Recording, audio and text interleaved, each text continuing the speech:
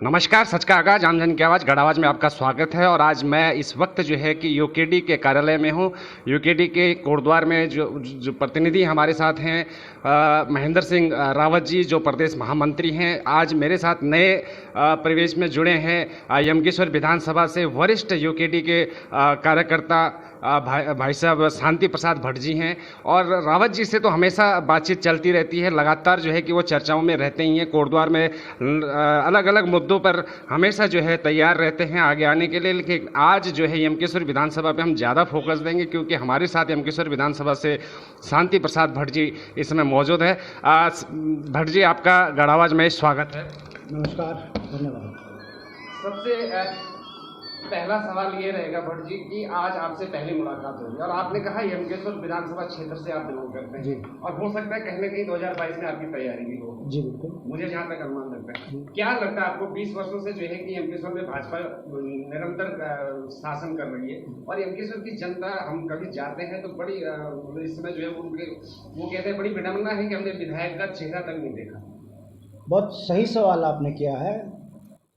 यमकेश्वर विधानसभा में राष्ट्र के नाम पर भारतीय जनता पार्टी ने जो जुमले यमकेश्वर में फेंके, आज उन्हीं जुमलों में वहाँ की जनता फंसी हुई है। और अब जनता कह रही है कि हमने झारखंड से जिसको जिताया है उसके दर्शन दुर्लभ हो गए हैं और विकास की सारी योजनाएं जो हैं ठप पड़ी हैं। यमकेश्वर में चाहे फिर वो भाजपा के बड़े नेता हों, चाहे पूर्व मुख्यमंत्री की बेटी जो वर्तमान में विधायक है, जो वादे उन्होंने जनता से किए थे, एक पर भी वो खरी नहीं उतरी हैं।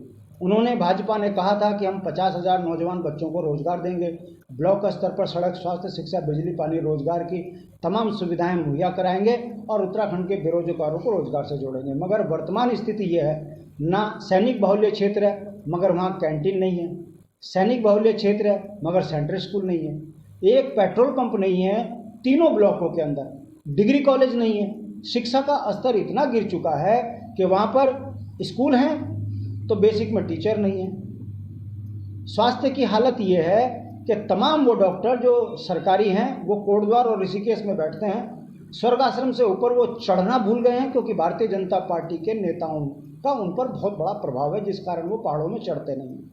तो हमारा ये कहना है कि उत्तराखंड में यमकेश्वर एकमात्र ऐसी विधानसभा है जो अस्थायी राजधानी से लगी हुई है, कोटद्वार और ऋषिकेश के बीच में है।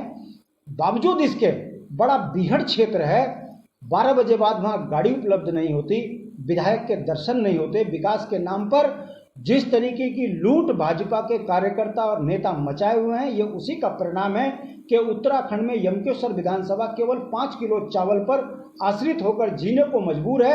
अब जनता ये कह रही है कि बदलाव बहुत जरूरी है, बहुत हो गया लूट, भाजपा और कांग्रेस को हम उत्तराखंड में यमकेश्वर विधानसभा में घुसने नहीं देंगे। क्षेत्रीय सोच के प्रति लोगों का जनभावना बन रही है, ये बहुत शुभ संकेत है। नहीं, आपने भाजपा कांग्रेस की बात करी, भाजपा ही लगातार आ रही है, कांग्रेस अभी तक नहीं आ पाई, क्या कारण है? देखिए, कांग्रेस के अंदर जो सिर्फ फुटबॉल है, वर्तमान में भी 6 नेता कह रहे हैं कि हम प्रत्याशी हैं, उससे जनता में एक संदेश साफ जा रहा है कि कांग्रेस भी जनहित के मुद्दों पर लड़ाई नहीं कर रही है, ये केवल अपने अपनों को लड़ने के, अपने अपनों के लिए लड़ाई लड़ रहे हैं, जिस कारण 10 वर्ष सत्ता में बैठने के बावजूद भी कांग्रेस का कोई जनप्रतिनिधि, चाहे वो कैबिनेट मंत्री हो चाहे मुख्यमंत्री हो, विकास के नाम पर यमकेश्वर में कुछ नहीं करा। अभी हाल में हमारे पास एक उदाहरण आ रहा है, कितने दुर्भाग्य की बात है। एक तरफ सरकार कहती है कि हम पलायन रोकने के लिए पलायन आयोग बनाएंगे, पलायन आयोग की रिपोर्ट ये कह रही है कि 10-10 हज़ार की नौकरी के लिए उत्तराखंड का नौजवान बच्चा जो है पलायन कर रहा है, इसे रोकने के लिए पहाड़ों में विकास की नीति बनानी चाहिए। ये देखिए भारतीय जनता पार्टी का कि आप चरक के अंदर जो है आयुर्वेदिक विद्यालय खोलना चाहते हैं, मगर उसका ऑफिस आप कोटद्वार में, यानी कि पहाड़ों में भी यदि कोई विकास की योजना लगती है तो उसका ऑफिस भी आप देहरादून, हरिद्वार, उधम सिंह नगर और कोटद्वार में लगाकर उत्तराखंड के साथ धोखा कर रहे हो। ये अब होने वाला नहीं है, जनता इस बात को समझ रही है। चरेक का जो ताजा उदाहरण है ये बताता है कि भारतीय जनता पार्टी भी केवल पहाड़ के नाम पर वोट पाती है, मगर उनकी आस्था मैदानी क्षेत्रों में है। यही कारण है कि आज इन 20 वर्षों में पहाड़ के पर्वतीय क्षेत्रों में पलायन, गरीबी, बेरोजगारी एक बहुत बड़ी समस्या बन चुकी है। अभी आपके ताजा मामला आपके यमकेश्वर ब्लॉक का कि आपके विधायक ने एक सरकारी भवन के एक कमरे में अपना सामान रखा हुआ था और विपक्ष ने उनका सामान ताला खोल के बोला है।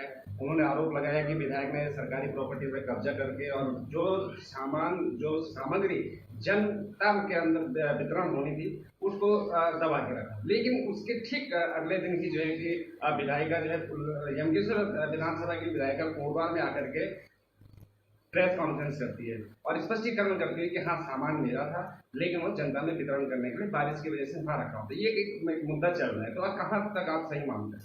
बहुत सही सवाल आपने किया। मैं दोनों राष्ट्रीय पार्टियों की बेईमानी आपके सामने जनता के बीच में ला रहा हूँ। देखिए, पहले तो भारतीय जनता पार्टी ने 6 महीने पहले से वो राशन दबाया था, मेरे संज्ञान में था, मगर उस पर हमने कार्यक्रम इसलिए नहीं किया क्योंकि वो प्रॉपर्टी सरकारी प्रॉपर्टी के अंदर उसको रखा गया था, वो अवैध रूप से रखा गया था। वर्तमान में जो कांग्रेस के पूर्व विधायक हैं, जो वर्तमान में वहां जाकर उन्होंने जो ताला तोड़ा है, मेरा उनसे ये कहना है कि आपने सरकारी प्रॉपर्टी पे जिस तरीके से अतिक्रमण कर राजनीतिक रोटी सेकने का काम किया है, आप एक पूर्व जनप्रतिनिधि, आपका कर्तव्य बनता था उसकी FIR पुलिस में लिखाते और सरकारी अधिकारियों को वहां लेकर जाते और बोलते कि देखिए सरकारी संपत्ति का दुरुपयोग है, FIR दर्ज विधायक के खिलाफ कराते, तो हमें लगता कि उन्होंने लोकतांत्रिक तरीके से एक अच्छा काम किया। मगर क्यों? क्योंकि दोनों राष्ट्रीय राजनीतिक बेईमान हैं। एक ने राजनीतिक लाभ के लिए जनता के पैसे को सरकारी संपत्ति बनाकर उसे चुनाव में बांटने की तैयारी करी, दूसरे ने ओछी राजनीति करने के लिए सरकारी संपत्ति पर हथौड़े चलाए और जनता के सामने यह स्पष्ट संदेश दिया कि उत्तराखंड में लॉ एंड ऑर्डर से दोनों पार्टियों को कोई फर्क नहीं पड़ता। तीसरी बात, भारतीय जनता पार्टी की यमकेश्वर विधायक कोटद्वार में प्रेस कॉन्फ्रेंस करके कहती है कि मैं FIR दर्ज करूंगी। मैं पूछना चाहता हूं आपके माध्यम से, क्यों डर गई? अगर वो FIR करने की बात कर रही थी तो करती ना। पीछे हटने के पीछे कारण है क्योंकि उसको भी कोर्ट में जवाब देना पड़ेगा कि सरकारी संपत्ति में ये प्राइवेट राशन तुमने रख कैसे दिया। इस डर के कारण दोनों राजनीतिक बेईमान नौटंकी कर रहे हैं। जनता समझ रही है कि इनको 22 में ठिकाने अगर कोई लगाएगा तो वो क्षेत्रीय दल का नेता लगाएगा। इसी घबराहट में दोनों की बौखलाहट जनता देख रही है। ठीक है, यूकेडी ने बहुत दिनों से एक मुद्दा उठाया हुए है कि भू कानून उत्तराखंड में होना चाहिए, हिमाचल की तर्ज पे। आर रावत जी भी यहाँ पर संघर्षरत हैं, तो कहाँ तक आपकी मुहिम पहुंची अभी? देखिए, आपने बहुत सही सवाल किया है। ये उत्तराखंड क्रांति दल का आज का मुद्दा नहीं है। राज्य आंदोलन के दौर से उत्तराखंड क्रांति दल का ये कहना है कि हम अलग राज्य केवल इसलिए मांग रहे हैं कि हमारी भौगोलिक, सामाजिक, आर्थिक, सांस्कृतिक जो उत्तर प्रदेश से भिन्नता है, इसलिए हमको अलग राज्य चाहिए। 9 नवंबर 2000 को राज्य बना, मगर हमारे राज्य का अस्तित्व मिटाने के लिए दोनों राष्ट्रीय पार्टियों ने कानून उत्तर प्रदेश का थोपकर हमारे अस्तित्व को खतरे में डाल दिया। और यह कैसा दुर्भाग्य है। पानी हमारा, अधिकार उत्तर प्रदेश का, नौकरी हमारी मगर बाहर के लड़कों की लग रही है, जंगल हमारा, हमारा अधिकार नहीं है, पनबिजली परियोजना हमारी मगर उसमें उत्तर प्रदेश पार्टनर है। ऐसे ही उत्तराखंड में भारतीय जनता पार्टी ने 3 अक्टूबर 2018 को भू कानून में परिवर्तन करके उत्तराखंड के अंदर बाहर के डकैतों को उत्तराखंड को लूटने के लिए खुली छूट दे दी है। उसके विरोध में हम तमाम बात ये कह रहे हैं कि राज्य आंदोलन के तौर से हम कह रहे थे कि उत्तराखंड के अंदर आर्टिकल 371 लागू करो।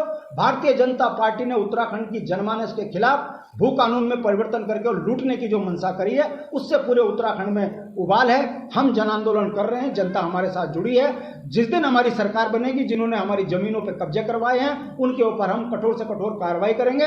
और आप मान के रहिएगा, सिर्फ 6-7 महीने रह गए हैं, भाजपा और कांग्रेस के बड़े बड़े नेता ये जेलों की सलाखों के पीछे जाएंगे। इन्होंने उत्तराखंड का बहुत गलत तरीके से दोहन किया है। आने वाला समय क्षेत्रीय सोच का है, जनता समझ रही है। यूकेडी ही उस उत्तराखंड को सही दिशा में ले जा सकती है। और हमारा यह कहना है, जिस दिन हमारी सरकार बनेगी, हम तमाम उत्तराखंड के बेरोजगार पढ़े लिखे लोगों को रोजगार देंगे, संविदा कर्मचारियों को रेगुलर करेंगे, उत्तराखंड में ठेका प्रथा खत्म करेंगे, स्थानीय लोगों को रोजगार स्वरोजगार से जोड़ेंगे, आंदोलनकारियों को 10 जनपद पर रहने वाले पर्वतीय क्षेत्र के तमाम लोगों को राज्य आंदोलनकारी मानेंगे और 3 जनपद हरिद्वार, उधम सिंह, देहरादून में इनमें चिन्हित करके जो राज्य आंदोलनकारी छूट गए उनको आंदोलनकारी बनाएंगे। बड़ी बड़ी योजनाएं शहीदों के नाम पे लागू करेंगे। हम इस धरती पुत्र हैं और इस धरती के विकास के लिए अपने शहीदों का सम्मान करते हुए राष्ट्र के पार्टियों के जो बड़े बड़े छिछोरे कार्य हैं, इनको छोड़कर हम अपने शहीदों के नाम पर बड़ी योजनाएं चलाएंगे और उत्तराखंड के चौमुखी विकास को उत्तराखंड क्रांति दल करेंगी। यही जनता अब समझ रही है और जिस तरीके से जनता का हमको सहयोग मिल रहा है, आने वाला समय क्षेत्र दल का। यूकेडी एक क्षेत्रीय दल होने के नाते और उत्तराखंड की जनता भी चाहती थी कि उनको तीसरा विकल्प मिले। तीसरे विकल्प के रूप में अभी तक यूकेडी जो है लगातार कार्य तो कर रही है, लेकिन उभर के सामने नहीं आ पाई। और अब जो 2022 की आपकी जो रूपरेखाएं हैं वो क्या है और किस तरह से जो है कि जनता को आप जो है विश्वास मिलेगी? देखिए, मैं आपको बता दूं, उत्तराखंड क्रांति दल इस राज्य का पहला विकल्प था। हमने भाजपा, कांग्रेस, नागनाथ और सांपनाथ जैसी पार्टी के नेताओं को उत्तराखंड राज्य आंदोलन में 1994 में संयुक्त संघर्ष समिति बनाकर अपने साथ मिलाया, ये कहकर कि उत्तराखंड में भाजपा, कांग्रेस राज्य विरोधी हो सकती है, मगर इसमें इनके कार्यकर्ता राज्य हित में हमारे साथ अगर जुड़ना चाहें तो जुड़ें। तो हमने इनको अपने साथ जोड़ा और काशी सिंह एरी उसके नेता रहे और बड़ोनी जी उसके संरक्षक रहे। दो बड़े नेता दिवाकर भट्ट और काशी सिंह के नेतृत्व में इतने बड़े राज्य के आंदोलन की लड़ाई लड़ी और हमने जीता। हमें यह मालूम नहीं था कि नागनाथ और सांपनाथ अपनी प्रवृत्ति के अनुसार इस राज्य के बनने के बाद हमारे जन भावनाओं के खिलाफ राष्ट्रीय पार्टियों की तरफ जाकर उत्तराखंड को लूटेंगे। 9 नवंबर 2000 के बाद जब पहला चुनाव आया तो भाजपा, कांग्रेस के नेताओं ने जनता को दिग्भ्रमित किया, धन बल के माध्यम से चुनाव जीते और उसके बाद उन्होंने जो दुष्प्रचार उत्तराखंड का किया, ये उसी का परिणाम है कि हम 400 करोड़ के पर्वतीय विकास मंत्रालय में भी पर्वतीय मूल का व्यक्ति आर्थिक सामाजिक रूप से पिछड़ा हुआ था। आज 60,000 करोड़ का बजट है, उसके बावजूद भी उत्तराखंड के अंदर पर्वतीय मूल का व्यक्ति अपने तमाम संसाधनों से विहीन होता हुआ आर्थिक रूप से पिछड़ रहा है। हम ये जानते हैं कि भाजपा, कांग्रेस उत्तराखंड की दुश्मन नंबर 1 थी, है और रहेगी। ये उसी का परिणाम है कि नौकरियां बाहर वालों को मिल रही है, ठेकेदार बाहर वाले हैं, संसाधनों पे बाहर वाले बैठ गए हैं। जनता इस बात को समझ रही है कि धरती पुत्रों की पार्टी यूकेडी है, इसको यदि हम सत्ता देंगे तो नौनिहाल बच्चों को रोजगार मिलेगा, हमारे संसाधन बचेंगे। इसीलिए उत्तराखंड क्रांति दल के साथ 22 में लोग जुड़ना को तैयार हैं और देखते रहिएगा 8 महीने बाद आपको उत्तराखंड क्रांति दल का भी एक स्लोगन है 45 पार। हमारा ये विश्वास है इस बार हम 45 से ऊपर सीटें निकाल कर लाएंगे। आपके पास एक सवाल होगा, ये कैसे होगा? हमारा ये मानना है हम संसाधनों से कमजोर हो सकते हैं, इरादों से नहीं, और इरादों से देश आजाद करा सकते हैं, इरादों से राज्य बना सकते हैं। तो इन्हीं इरादों और बुलंदियों के तहत हम इस राज्य की सत्ता में भी जाएंगे। जनता समझ रही है और कर्मचारी, व्यापारी, किसान, तमाम मातृशक्ति, छात्र शक्ति हमसे जुड़ रही है और ये उसका संकेत है कि लोग भू कानून में हमारे साथ हैं, रोजगार के आंदोलन में हमारे साथ हैं, जल जंगल जमीन में हमारे साथ हैं और सत्ता में भी अब जनता हमारे साथ खड़ी हो रही है। ये बड़े सुख संकेत है। एक आखिरी सवाल जो कोटद्वार विधानसभा और योगेश्वर विधानसभा से जुड़ा हुआ है जी, कि भारत का नाम जिस सम्राट, चक्रवर्ती सम्राट भरत के नाम से पड़ा है, आज उसकी जो क्रीड़ा स्थली है और जन्मस्थली है कर्णाश्रम उपेक्षित पड़ा है। तो यूकेडी अगर सत्ता में आती है तो इसके लिए क्या सोच? देखिए, बहुत सही सवाल आपने किया, आपने दिल को छूने वाले सवाल पर हमारे को छेड़ दिया है। उत्तराखंड के अंदर तमाम वो संस्थान जिनसे सनातन धर्म की पहचान जानी जाती है, उन जगहों को राष्ट्रीय स्तर पर पर्यटन से जोड़ने का काम करेंगे और धार्मिक पर्यटन से जोड़ने का काम करेंगे। कोटद्वार उत्तराखंड का जो है प्रथम द्वार है और कर्ण आश्रम से जाना जाता है, और दुर्भाग्य ये देखिए कि उस कर्ण आश्रम की हालत क्या है। ये राष्ट्रीय पार्टियों का राष्ट्रीय चरित्र है, जिस कारण आज हमारी धरोहर को बचा पाना मुश्किल है। यूकेडी की सरकार आएगी तो गंगोत्री से लेकर यमुनोत्री तक, कर्ण आश्रम से लेकर जागेश्वर धाम तक, तमाम वो जगहें जहाँ पर धार्मिक पर्यटन को बढ़ावा दिया जा सकता है, इसका उत्थान हम करेंगे और उत्तराखंड के तमाम उन संसाधनों का दोहन करके विकास से जोड़ने का काम करेंगे जिससे सनातन धर्म की रक्षा की जा सके। आपका सवाल सही है, ये सवाल राष्ट्रीय नेताओं से पूछिए कि क्या कारण है कि कोटद्वार के अंदर पर्वतीय मूल की जनसंख्या कम हो रही है और एक ऐसे समुदाय की जनसंख्या बढ़ रही है जिसको कांग्रेस और भाजपा पोषित कर रही है, वो चाहे हमारे नाले हों, खाले हों, इन जगहों पर बसाकर। तो ये वोट की राजनीति को भी हम उत्तराखंड से खत्म करेंगे। जिन्होंने सरकारी संपत्तियों पर अवैध कब्जे किए हैं उन्हें हम बख्शेंगे नहीं, और जिन नेताओं का उसमें हाथ होगा हम उन नेताओं को भी नहीं बख्शेंगे। और आपने हमारी संस्कृति से जुड़ा हुआ ये सवाल किया है, कर्ण आश्रम का उद्धार यदि कोई पार्टी कर सकती है तो वो यूकेडी कर सकती है। तमाम धामों की अगर कोई उत्थान कर सकता है तो वो यूकेडी कर सकती है। इंतजार कीजिए, जिन्होंने राज्य बनाया है वही इस राज्य के जो सही दिशा पे ले जा सकते हैं। धन्यवाद। तो ये थे मेरे साथ यमकेश्वर विधानसभा से यूकेडी के वरिष्ठ कार्यकर्ता शांति प्रसाद भट्ट।